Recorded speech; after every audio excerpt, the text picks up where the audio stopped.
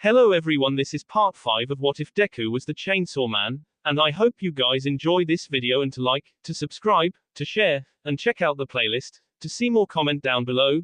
Now let's start the intro. They call me a god.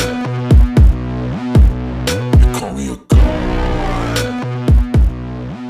They call me a god. Join my membership, the perks are great. It's in the description. An olfactory illusion of smell permeates the air, a metallic mixture of copper and iron generating rust. The aroma is more delicious than any flavor. A young girl inhales the scent through her nose, her cheeks puffing up from the air flowing in until they turn red. She squeals like the little schoolgirl that she is while she blushes intently, skipping in the direction of the alluring fragrance. Her navy blue skirt flicks and swishes with every hop, swaying in sync with the loose red neckerchief tied around her kanzai collar. Blonde buns bounce atop her tiny head as she prances merrily along the canal that stretches beside the desolate street of her neighborhood. She slides down the empty channel like it's a slide on a playground, giggling on the way down. Once she reaches the bottom, she dusts herself off and springs back to her exaggerated steps. A bridge running over the haypipe stretches overhead further down the path. The sweet scent pulling her by her nostrils strengthens as she draws closer to it, the source coming from under the overpass. The girl's skipping slows to a stop when she finds a group of boys crowding around the smell's origin. Quickly, before they can notice her presence, she runs to hide behind a torn tire tread and some filled-up trash bags. From the secret spot, she can see the boys are kicking another boy who's been beaten badly. The boy that's been hurt is slick with blood, and she knows when she breathes in the air that he's the one with such a mouth-watering aroma. A widespread grin stretches across the girl's facial features, tiny fangs glaring in the sunlight. A sharp kick cuts the already battered boy's cheek open, eliciting a spray of blood like the juices of a peeled tangerine. Some of the droplets dot the blonde girl's clothes, but a singular bit of residue lands on her chin. Full of delight, she licks the liquid from her skin and relishes in its tangy flavor. A pair of feline eyes narrow into thin slits as they watch closely, the girl's yellow gaze captivated by the scene in front of her. The boy being kicked around curls in on himself defensively, not even trying to fight back. Every bit of blood they take from him makes her shiver. Only when who the girl supposes is the group's ringleader holds a hand up to signal the end of the boy's misery do they cease the beatdown. Everybody steps back as though they're giving their victim some room for his labored breathing. All but the boss of the bunch, a spiky-haired blonde, who stalks forwards to get closer. The group's leader bends down to grab the bloody boy by his notably green hair, forcing his punching bag to look at him. Learn your lesson yet? The rhetorical question goes unanswered and then the blonde boy slams the other boy's face into the rough cement of the canal to grind it back and forth. Know your place. Blood smears across the ground from the beaten boy's broken nose. A muffled moan expresses the boy's suffering enough to be satisfying for his tormentor to stop. The blonde boy then steps on his victim's back and uses the body as leverage to stand up. Stay beneath my foot. When the blonde boy spits on the submissive boy and adds, fucking villain, the blonde girl that has been watching the whole time snaps out of her trance. No longer does she marvel at the scene. Her grin recedes until she loses her smile completely, replaced by a pouty frown. Suddenly, she's no longer entertained by the band of bullies drawing blood from their victim. Yeah, stupid villain, one of the other bullies chimes in with a cackle. The girl balls her pudgy hands into tiny fists as she listens to the rest of the boys join in on the mocking laughter. That same bully who's wearing a backwards baseball cap points towards their victim's feet with an elongated finger. Hey. How come Deku has All Might sneakers if he's a villain? A malicious grin stretches across his face as he suggests, we should take his shoes. The bullies cheering in collective agreement drowns out any weak noises of protest that their prey can muster. They remove the green-haired boy's shoes without much resistance. A final few jeers about the boy being a villain despite the cruel behavior being highly hypocritical is what they leave their victim with after stealing his sneakers. Each of them climb up the canal to ride away on their bikes, leaving the beaten boy to wallow in his own blood. Only after all of the bullies have left does the girl venture out from her hiding place. She stares at the unmoving green-headed boy with something akin to pity in her eyes, looking past his physical injuries and considering the mental abuse he'd just suffered as well.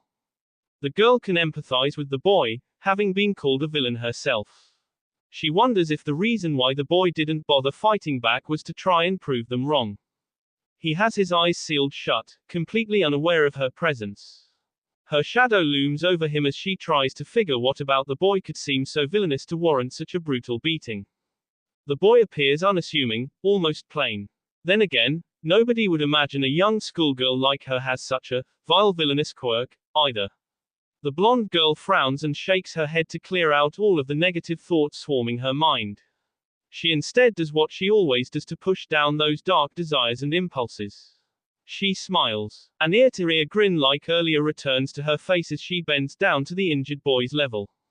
Hi. Her bright and bubbly squeak of a voice doesn't match her mood, but it completely fools the boy when his eyes snap open to see her grinning at him. The bunned blonde waves to him despite being so close before reaching that same hand out for him to grab. My name's Himiko Toga. What's yours? Timidly, perhaps even cautiously, the boy matches the gesture with a shaky hand before taking hers. Izuku Midoriya. His soft voice blows away with the wind that runs through the canal. Himiko pulls and helps him to slowly sit up. He winces from pain but bites back any complaints. When he's propped upright, he realizes they're still holding hands and quickly pulls his away. A blush blends with red splotches of blood on his face. Himiko giggles, a blush of her own fading in when she remembers the reason why she had been drawn to the boy in the first place. Oddly, coupled with a few freckles on his cheeks, she thinks he looks really cute covered in all that blood. A tinge of the taste she got earlier lingers on her tongue, making her mouth water.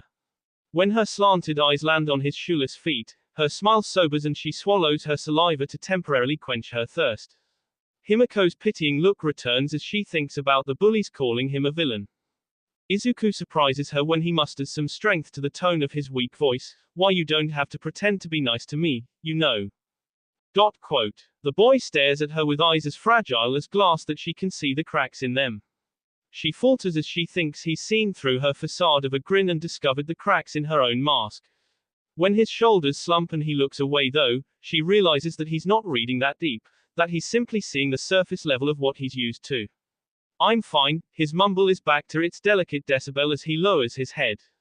It's Izuku's turn to be startled when he hears Himiko's tougher tone. You're not fine. She stands up from her crouch so that she can broadly gesture at their surroundings. There's rocks and broken bottles down here, so it'll hurt to walk around without shoes. The gesturing of her hands goes to his feet before she grabs at her own.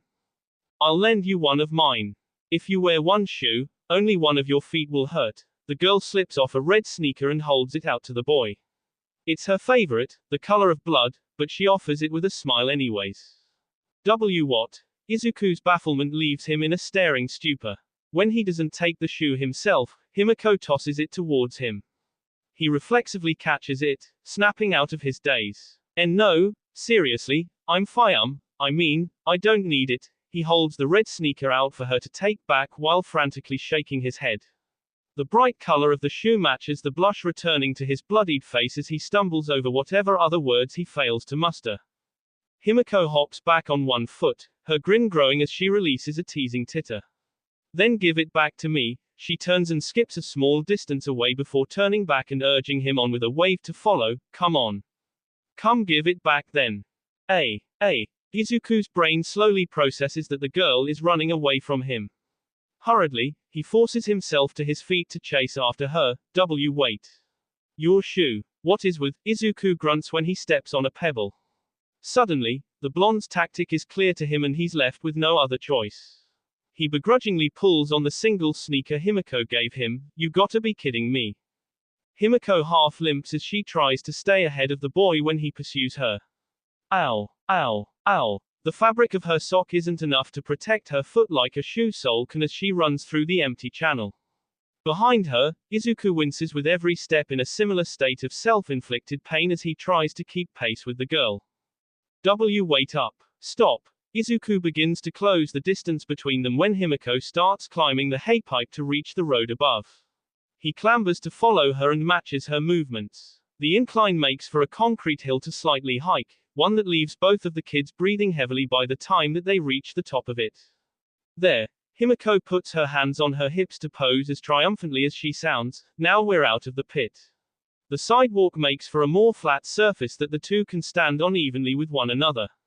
Until Himiko bends down to pull off her other sneaker. Here. Take my other shoe too. Now both of your feet will be protected on your way home. And no, thank you. Izuku tries pushing the offered shoe away, but it winds up in his hands anyways. He looks down at the red sneaker. The one he has on already fits surprisingly well. I don't need your shoes, but he still tries to return them. Then throw him away. Himiko waves the shoes away when Izuku tries giving them back. The boy's perturbed expression leads her to respond with an exaggerated shrug and an excusive explanation, they're old anyways. He takes another look at the red sneakers but sees nothing that would show they're aged like the girl says they are. Considering how young she is, they should be muddied or scuffed from playing, but there's not a single mark. The shoes are brand new.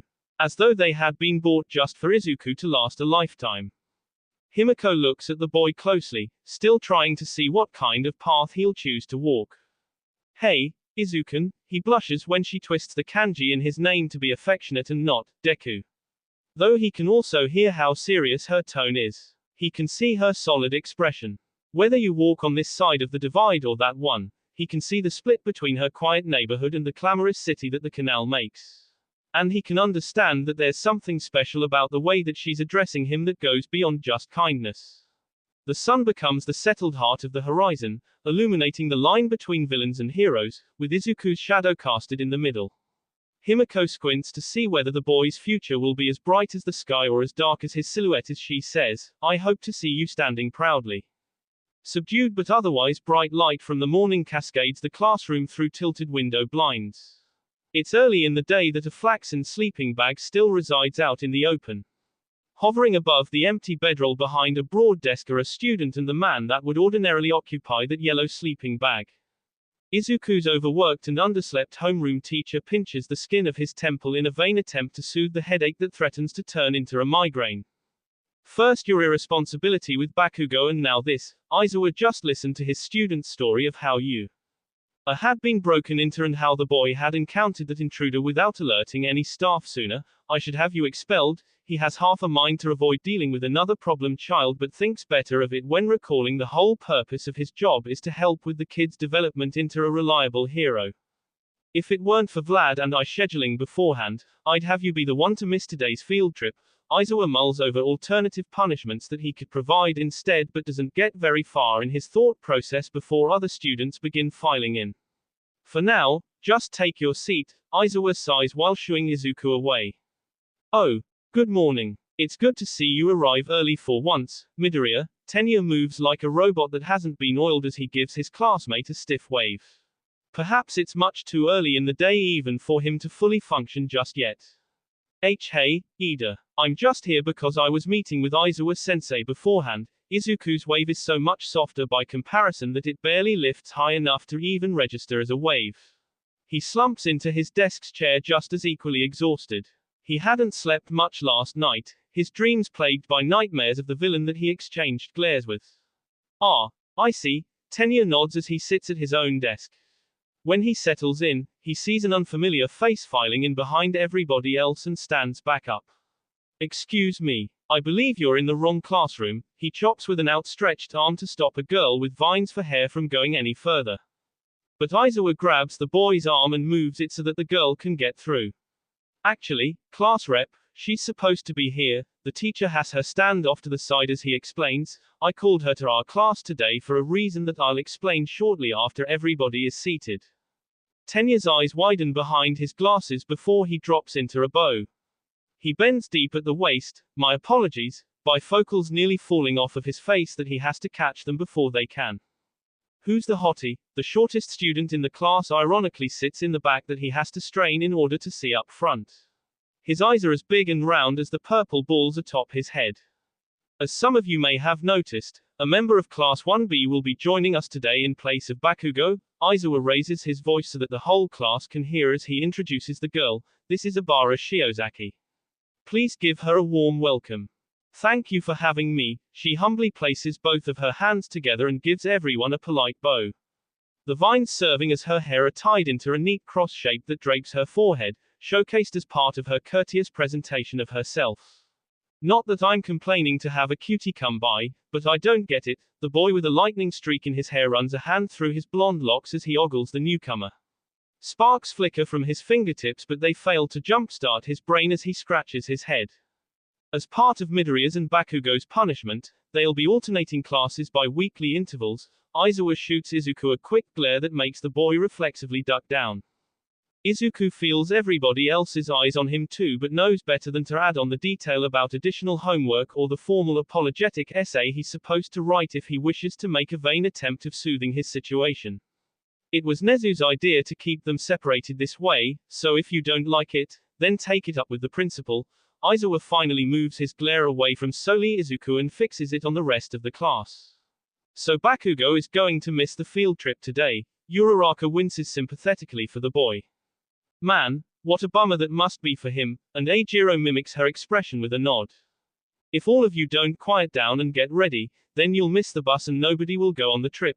Aizawa shuts them up before any other students put in their 2 cents.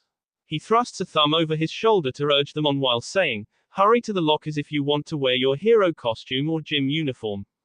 Right. Depending on the sort of activity we'll be doing, our outfits might be ill-suited and just get in the way. Momo pauses to mull over her own decision while everybody else starts filing out of the room and into the hallway. Where was it that the syllabus said we're going? Something about rescue training. Hunter glances around as he asks his question to nobody in particular. The blonde boy with a tail for his quirk blinks back his surprise due to having an equal lack of information. Rescue training, huh? Sounds like another tough day. He scratches the back of his head as he shakes it side to side with dismay. The invisible girl's floating school uniform perks up from beside him before bumping his side to get him as excited as she is. Are ya kidding? Come on. This is what being a hero is all about. I'll be right at home in a flood, and the greenet with some resemblance to a frog can't help but agree with her fellow female. Eijiro flashes a pointy-toothed grin as he listens to his classmates and becomes as equally excited about the school trip. Though he also notices Abara is being awfully quiet in their company. He turns to her in an attempt to get her to join in on the conversation. "What about you, new girl?" She smiles kindly at him, seeming to appreciate the attempt to get her involved.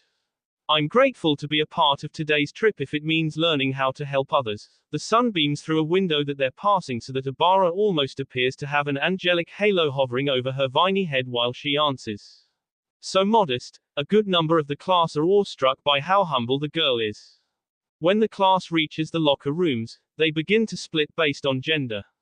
Rescue training is completely different from battling. Yano, the boy with a lightning streak in his hair, brushes shoulders with Izuku as he passes by. "You probably shouldn't use your quirk, Midoriya," and mumbles under his breath, "Whatever it is." Overhearing the comment, Tenya frowns and steps in between them. "I told you, Midoriya is our fellow classmate and I won't tolerate any sort of bullying." It's not the first time somebody said something ill-minded, but he feels the need as class representative to intervene this time. Especially when in the presence of Izuku himself. It's okay, Ida, I deserve that." Izuku gently pulls Tenya away by the shoulder as he feigns a chuckle to laugh it off. When Izuku's hand falls away, it lingers somewhere in the middle that he finds himself staring at it. "I know how destructive my quirk can be. I don't need you or Aizawa reminding me all the time. But then again, I did use it anyways when I fought with Bakugo. So, yeah." The boy that usually hangs around the lightning-themed blonde cocks his ball-covered head to the side. "Why did you use your quirk on Bakugo if you knew it would hurt him?" Izuku turns his gaze from his hand to his classmate. "The same reason he used his quirk on me.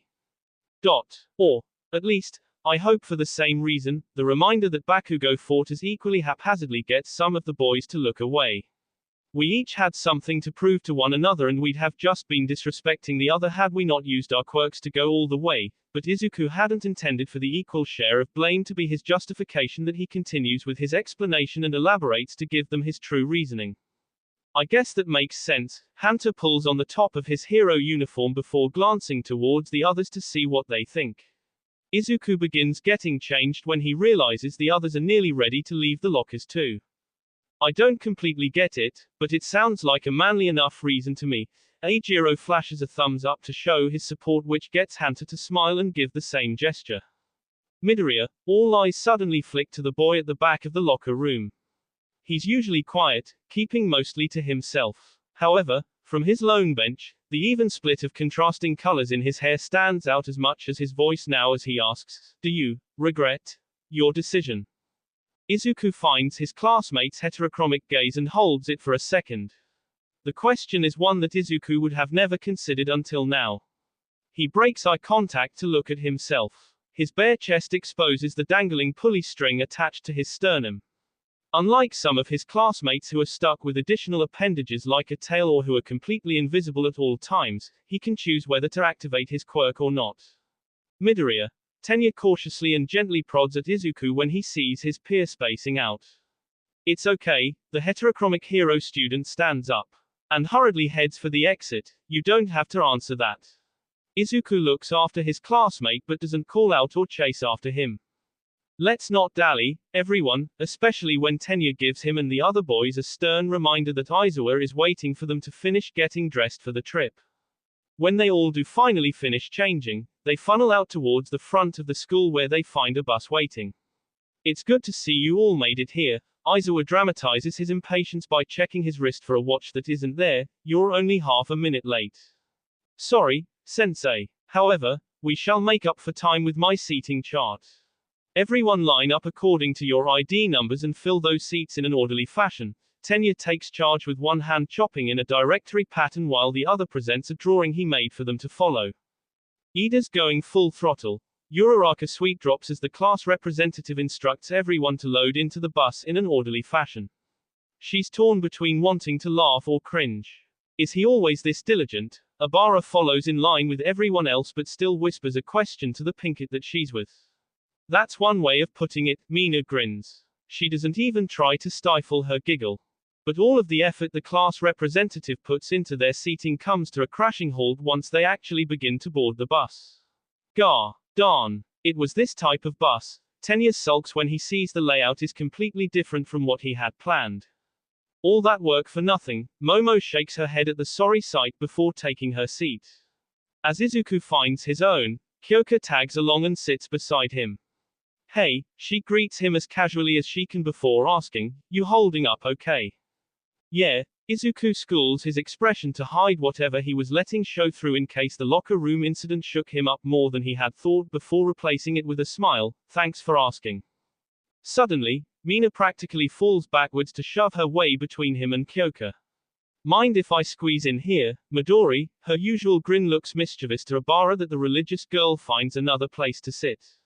Recalling what Kyoka had told him on UA's roof, Izuku finds it difficult to quell his anxiety with how close of a proximity she's made for herself with him. Ribbit, the frog-like greenet of the class chimes in from the other side of the boy. Izuku is startled at first, but feels slightly thankful for the distraction when she takes his attention for herself. Midoriya, I generally say what's on my mind, though he's fully aware of how she wedged herself in as well. Is that so? Izuku tilts a curious head to the side as he braces himself for whatever it is that she has to say. Past Mina, Kyoka turns an ear to listen in too. I can't help but wonder why you keep your quirks so secretive. The greenet places a finger on her chin as a thoughtful gesture. It makes me feel like you have something to hide that you don't want us all knowing about. Eavesdropping across the way, Eijiro nods along. Yeah, man. I respect privacy and all, but it kinda hurts that you aren't willing to trust us. He tries to be as delicate as he can when broaching the topic after the boys' locker room conversation but voices his own opinion on the matter. Once again, the bicolored boy in the back of the bus shocks everyone by chiming in, could you be the secret love child of All Might and you don't want to reveal your relation by displaying a similar strength quirk? That's oddly specific. Uraraka blinks a few times as she processes the boy's theory. Todoroki has a point though. Hunter snaps his fingers as though the conspiracy has just been cracked before pointing towards Izuku for confirmation. Dude. Are your parents pro-heroes? No. Sorry to get anybody's hopes up. Izuku quickly shakes his head to debunk the hypothesis and glances at everyone apologetically when he sees some of them becoming sullen with disappointment. What then? Are they villains? The boy with a lightning streak in his blonde hair crosses his arms as he leans back and jokingly presents his own proposition. When he sees Izuku's reaction, he uncrosses them and leans forward. Oh my god. Are they? No. They're not. Izuku immediately denies the boy's claim but recoils when he realizes that he may have done so too forcefully. He sees some of his class aren't convinced by his hasty response. I met his mom. Kyoka frowns at the students shying away from Izuku and defends him as best as she can. She's super sweet, so.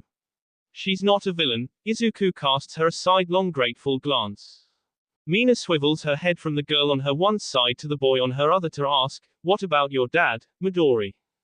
Izuku shifts uncomfortably as he nervously scratches the back of his head. He works overseas, so I hardly get to see him. He looks down at his feet to avoid making eye contact with his class, worried that they won't believe him. "I bet his dad's a villain," the same blonde from before mutters in a not-so-quiet whisper. The bald-headed boy he normally hangs around with nods in agreement.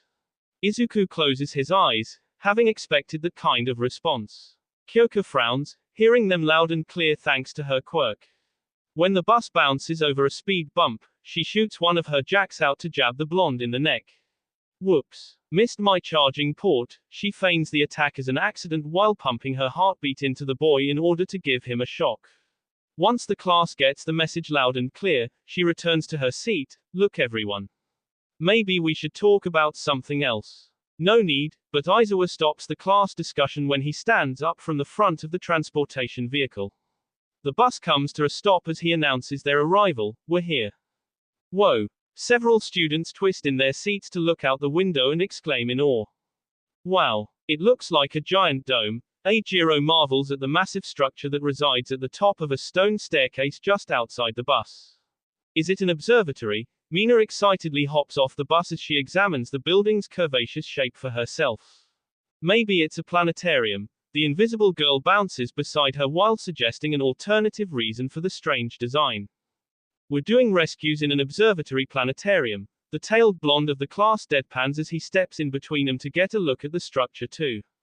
"Okay, maybe not either of those." Mina scratches her head when she realizes her singular brain cell even when combined with another won't be enough to guess what's inside. "You'll all see soon enough." Aizawa grumbles more so to himself as he leads his class up the steps of the tall staircase. When he pushes the doors open, he closes his eyes and wishes he could plug his ears as he prepares for the next barrage of overly excitable exclamations. "Wow. Maybe it's Universal Studios Japan." Uraraka makes her own guess when she sees all sorts of varying environments that look like sections of an amusement park. Aizawa sighs as he tries to correct her and explain to everyone where they're really at. "No, it's the USJ. It is Universal Studios Japan." But Mina's girlish squeal of joy cuts him off before he can get another word out. "It's not." Aizawa's eyes snap open as she shouts for everyone to quiet down. Once the rambunctious bunch settles for occasional murmurs, he tries again.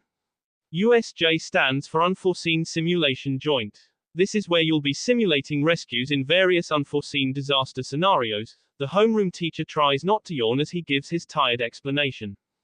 "That's right. There's a conflagration zone for fires, a landslide zone, a flood zone, and more. I oughta know. I built this facility myself." An astronaut-themed hero climbs a staircase to join everyone at the entrance while piggybacking off of Aizawa's description of the USJ. "Whoa. It's 13, to which Uraraka practically glows with delight. The brunette instantly recognizes the rescue hero.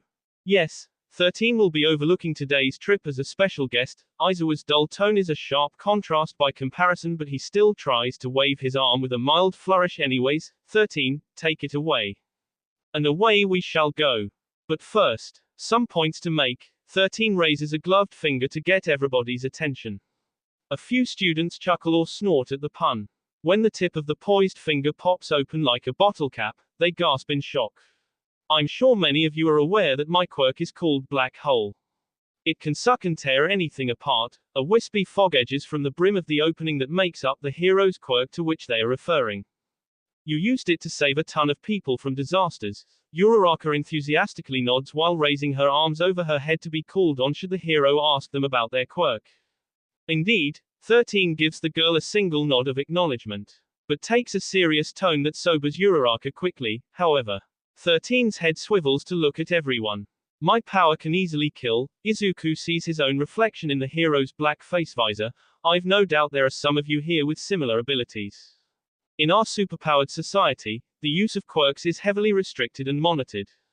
It may seem that system is a stable one. But we must never forget that it takes one wrong move with an uncontrollable quirk for someone to die. Izuku listens intently as the hero's words resonate with his beating heart. During Aizawa's physical fitness test, you came to learn of your hidden capabilities and potential. 13 seems to be looking directly at him now. Through All Might's battle training, you discovered the danger your quirks can pose to each other, and Izuku understands why he was allowed to attend this lesson even after his mistakes. Combining those lessons, this session will teach you how to properly regulate your power to save lives. Bravo! Amazing! It all comes full circle.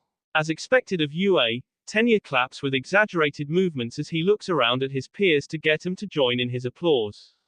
I'm not finished yet, but 13 makes him realize his mistake and he ceases the praise abruptly. My apologies. Tenya bows at the waist to hide his fierce blush of embarrassment. A few snickers and giggles surround him. Your powers are not meant to inflict harm. Izuku finds himself staring into the blank space of 13's face mask once again. I hope that you leave here today with the understanding that your quirks are meant to help people and not hurt them. Then, Izuku's eyes are drawn to a whirling vortex of ornate purple, the dense fog flickering and licking at the turbulent air. It's a gateway to danger, and the danger is coming through. At the center of the USJ, the water fountain stops working. So do the lights lining the roof. Every bulb bursts and blows out as the power stops functioning. Get behind me. Aizawa notices now that there's a major shift in the atmosphere and jumps in front of his class with reckless abandon.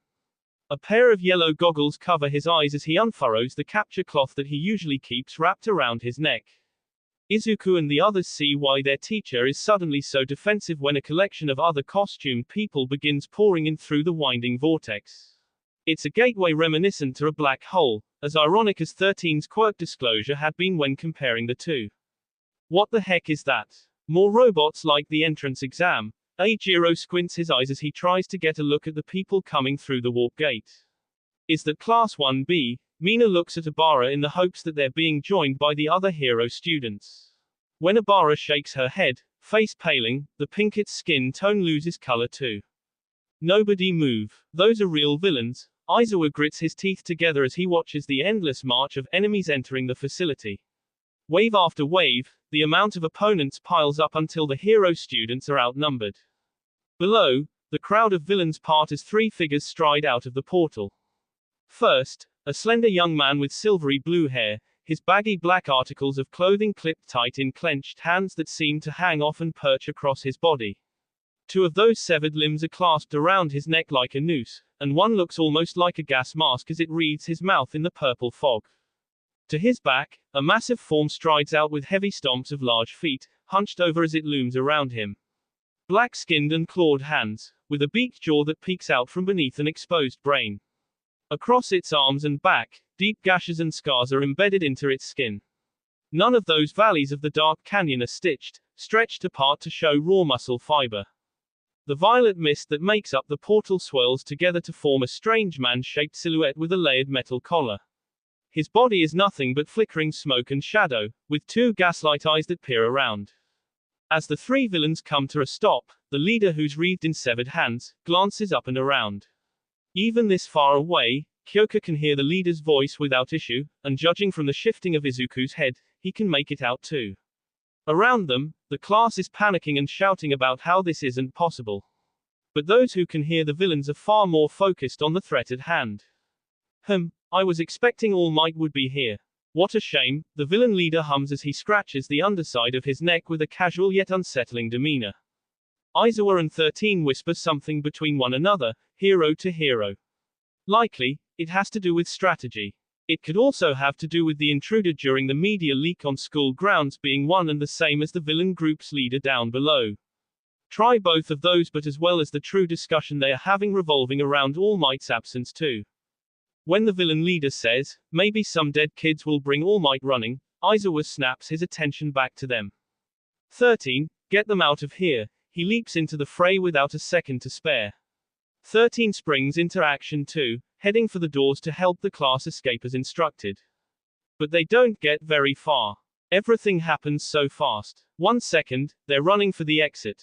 The next, they're cut off by a wall of darkness. The purple void is the same as the portal that had allowed the villains to invade the facility. Greetings, a chillingly calm tone sweeps over the class, the same as the villain's bulked body's shadow, as a representative of the League of Villains. It is my duty to scatter you and request you scream loud enough for All Might to hear. No. 13 is unable to stop the villain from teleporting the hero students in separated groups through their own personalized warp gates. There's no air that pushes against Izuku's face. He's not falling. He's merely suspended in place. The darkness pulls in, swallowing him whole, and there's nothing he can do to stop it as he hovers in what feels like a severe storm cloud. He knows that the entry to this vacuity has closed behind him. Yet, what's in front of him and below him is nothing better. He looks down and sees a deep dark abyss that's staring back. The darkness reaches out for Izuku, its hands trying to wrap around him so that he can be pulled down. It's fighting its own stubbornness of keeping him motionless. The void is beckoning for him to drop. Izuku falls out and lands in a pile of what would be soft sand if not for the small sharp pebbles scattered in it. He's in a construction zone. However, he's not alone. Kyoka and Momo land on either side of him, followed by Abara from Class 1B. The girls don't notice him until he notices there are villains here just like there was at the plaza of the building. Jiru, Izuku glances back only momentarily.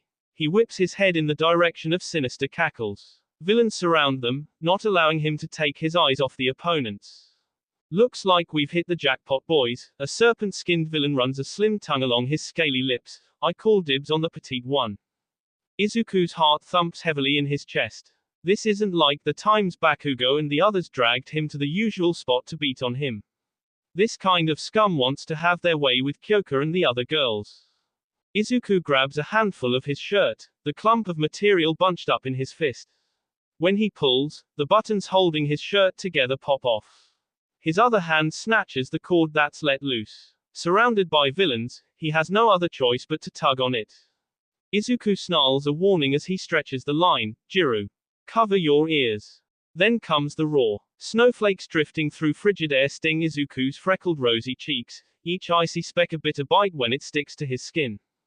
The young boy tugs at the snood scarf wrapped tightly around his neck, pulling the brim just a tad higher to warm his bottom jaw.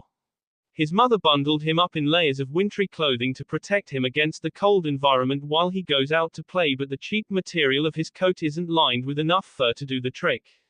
Izuku shivers as his feet sink into the frosty floor below him, boots making the ice crunch. Snow rests upon the smooth surface of a park bench, making for a natural feather cushion. That same sheeting covers the playground too.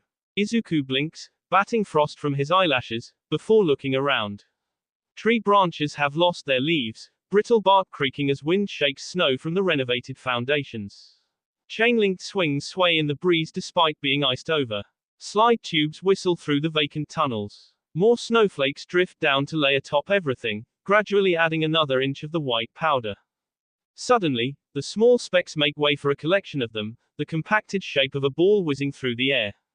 It bursts open on impact with Izuku's face, showering crystalline fragments as the ice returns to a semi-liquid form. The boy sputters as the snow gets in his mouth and up his nose, forcing him to rub at his face to clear away the residue. He hears a girl's joyous laughter coming from the direction from which the snowball had been thrown.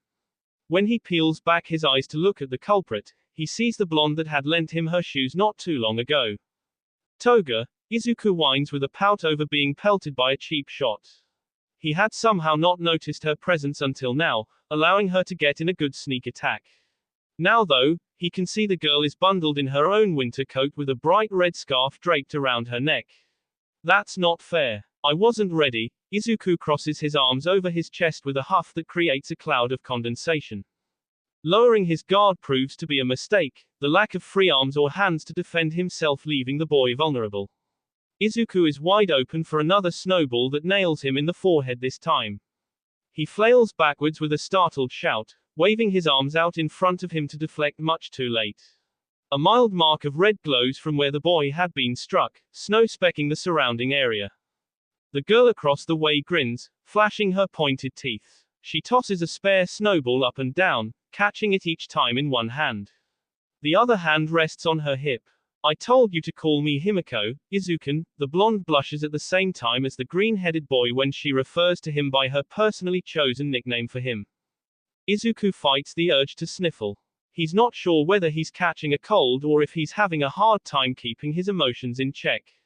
The only other nickname he'd been referred to as was Deku, and that had been more of a way to taunt him. To be on a first-name basis with someone who refers to him affectionately, and a girl no less, the boy is at a loss. Izuku panics and reacts by throwing those thoughts away, not sure how to deal with them. He tosses them in the form of a snowball, scooped and hastily crafted to be made on short notice. It's a small projectile compared to the ones Himiko had created. The molding isn't very firm and the boy's throw is pretty weak.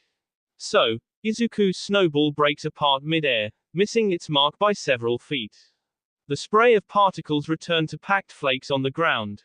Izuku stands still, wide-eyed in reaction to his own stunt, arm kept completely extended.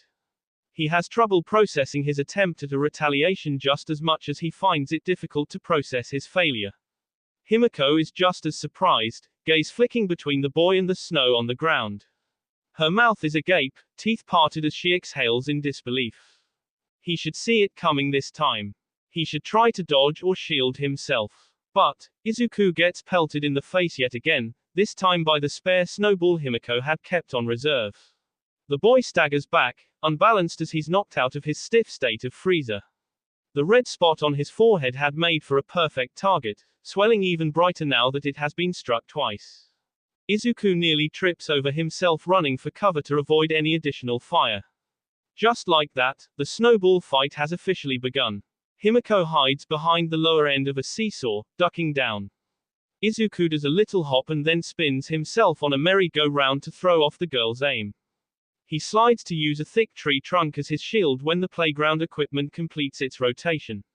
3 snowballs burst on impact with the bark. Izuku digs into the thick frost to begin sculpting his own ammunition. He combs the snow with his fingers until it becomes packed enough to fit in his palm. Compacting the ice into a variety of balls eventually gives him a small supply to work with. Then, he returns fire. His throws have a better range to them this time, even if they don't quite make their mark. Himiko crosses the terrain for a better covering where the jungle gym is as he misses each shot. A laugh escapes the boy's throat when one of his snowballs grazes the blonde's shoulder. He hasn't had this much fun in a long time. When Himiko invited him to play, he wasn't sure what to expect after all the years of playing heroes and villains, but this is a lot better. This is just 2 friends battling on even terms. Neither keeps track of who hits who anymore as they keep chucking snowballs at one another. It doesn't matter. There's no need to keep score since neither of them is trying to win anymore. There's no losing so long as they have fun. The 2 chase each other around the playground in a fit of giggles and childish screams. Izuku stumbles to his hands and knees when they climb a hill. He tries to scoop up some snow to craft another snowball while he's down, but the coldness has deep chilled his fingers to the point where they now no longer wish to bend. Izuku drops the ice like it's hot, reflexively flinching before stuffing his hands into the crooks of his armpits. Himiko pauses just as she raises a snowball over her head, ceasing fire. She sees Izuku surrender and drops the artillery before jogging over to him. The girl crouches down to her own knees once she reaches the boy. What's wrong? She looks Izuku up and down for injury before noticing the throbbing hue of red in his fingers. My hands are sea cold. Izuku shivers as he holds his stubby little appendages out in front of him. The dampness from the snow has shriveled the boy's skin. His fingers tremble as they struggle to bend and fail. Himiko's slanted stare studies the red colorization of Izuku's hands. Her gaze has a predatory glow to it. Steadily, she grabs him by the wrist to steer a hand closer to her eyes. I know a way to warm him up. Her voice is a whisper that blows delicate clouds of condensation in the wind. Even though she's done speaking, she doesn't close her mouth. Her fangs glisten as sparkly white as the snow on the ground. T2, Izuku is stunned into silence as he watches the girl guide his hand towards her mouth. He can feel the heat from her breath on the tips of his fingers. Right before the gentle nibble on the nail between her teeth and his flesh. Saliva moistens his skin again, but this time with warmth. Have you ever had your finger bitten? Her parted mouth speaks with a gentle tone that's barely muffled by the digit. Izuku's face begins to heat up along with his hand when Himiko's teeth sink a little deeper into his finger. It doesn't dig in enough to draw blood or hurt. It's just enough to be felt. Memorize it. The pointed fangs poke his flesh a little harder with an increase of bite force. Know it so well that even if you lost your sight, you'd recognize me by my bite. A sharp sting in his finger startles Izuku, but not enough for him to pull away completely. Himiko pricks him with a fang for a taste of his blood, the softest of puncture wounds. The boy focuses on the sensation that he's feeling with an extreme amount of awe. Though frostbitten merely seconds ago, he's suddenly relieved by a warm bite. I memorized it, Izuku says breathlessly. Seeing Himiko's hands are also uncovered by mittens or gloves, Izuku slowly reaches for them with his unoccupied hand. Her skin is soft when he touches it, as much as a cushion as the snow. Himiko gives him a curious look, shifting to surprise when he returns the favor of putting her fingers in his mouth. Though, she doesn't stop him. The boy follows her example and bites down. He does it too hard. Himiko shouts in pain and retracts her hand from his mouth when he gives her much more than a nibble. She cradles her bloodied fingers in her scarf to hide the crimson leak, but the red liquid smearing Izuku's lips is completely evident in the white weather. The boy's eyes expand that they appear as though they're about to bulge out of his head when he realizes his mistake. He blushes in embarrassment while Himiko blushes across from him for a different reason. I'm sorry, Izuku stammers through red-stained teeth. His hands reach forward and retract, arms uncertain of what to do with themselves. He leans forward, trying to bow apologetically from his knelt position. He winds up falling over himself, landing palms down in the snow. I'm sorry, this time his apology is a desperate cry. When Izuku raises his head, his vision is blurred by the tears brimming his eyes. Himiko's blonde hair and red scarf are a smudged shape retreating from him. He lets out a strangled gasp that sounds more like a choked sob when he realizes that she's running away. Wait, he claws at the snow beneath him while trying to crawl after her. I'm sorry, his voice a blubbering wail. But just as suddenly she appeared in his life, she then vanishes. Her presence completely disappears as Izuku lands face first in the snow. He's left a sniveling red-faced mess of snot and tears, dribbles of blood mixing in to taint the white frost around him. His hands pressed into the ice suddenly feel cold again, fingers frostbitten and numb. I'm sorry, his voice shakes with the rest of his body. He's sorry that he scared her. That he bit her. That she ran away. Every apology was for a different reason. The next one, I'm sorry, a whisper only audible by the watery croak of his voice, is also separate from the other apologies. The quiet one that he doesn't want to admit as he swallows his sorrow, is that he's sorry for liking the taste of her blood. He never saw Himiko during his childhood after that to tell her anyways. Surely, unless he were to run into her again in the future, he wouldn't even remember. That will be all for this video. Be sure to like, subscribe, share, and comment down below for more videos. Goodbye.